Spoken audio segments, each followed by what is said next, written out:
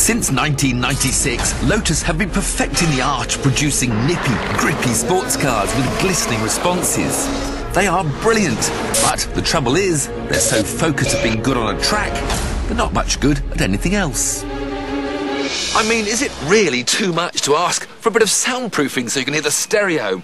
A glove box for a little bit of storage? An adjustable steering column even? Well, clearly not, because now Lotus have given us this, the Evora. It represents a massive departure for Lotus, sending them into new territories like comfort, sophistication and refinement. It is, say, Lotus aimed at people who find the Exige, Elise and Europa just that little bit too extreme. Which is a bit like saying, it's a car for boring people. But it doesn't take long to discover they haven't. This Lotus is just as lively as all the others.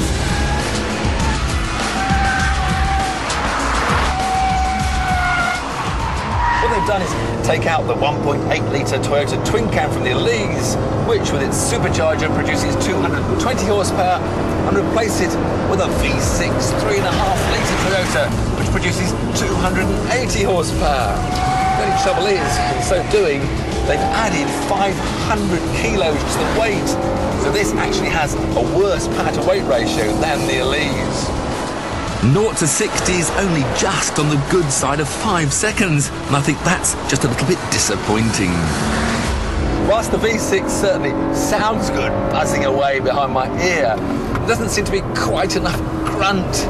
You just feel the chassis is too good for the power that it's been given. It wants more.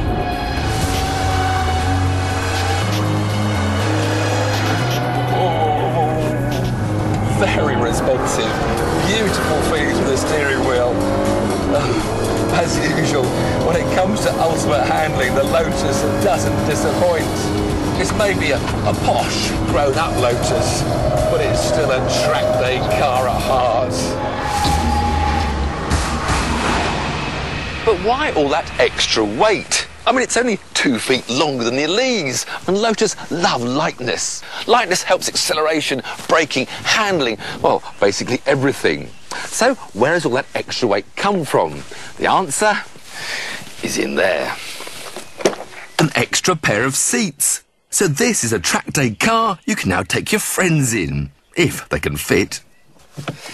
The Evora does have wider doors and a lower sill to help access, but I'm still not sure that's going to be quite enough.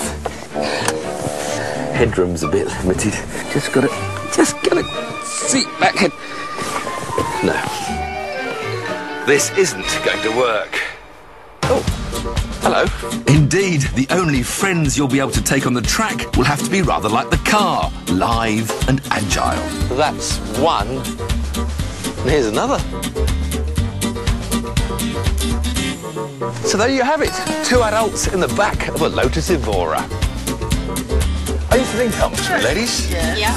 What was that entry called? An overwalk or a... walkover. A walkover? Oh, we don't get many of those in motor aids, you see, but what we do get is these corners, which I've never quite fathomed out. They keep on coming up, and then you have to sort of turn this steering wheel, and then whoa, and then the other way. Whoa.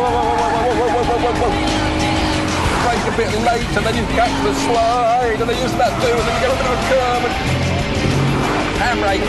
Oh, handbrake, and then you can handbrake into a donut. This is a donut term we call it, because it makes a nice smoky mess.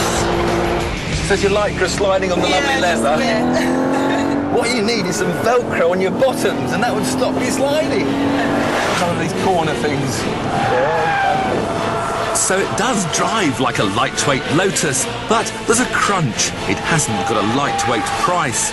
A standard Evora is 47.5 grand, but spec it up to one you'll actually want, and you're looking at £60,000. The 6-speed box costs extra, and even the back seats aren't standard. So, is it worth it? Did you enjoy that, girls? Yeah.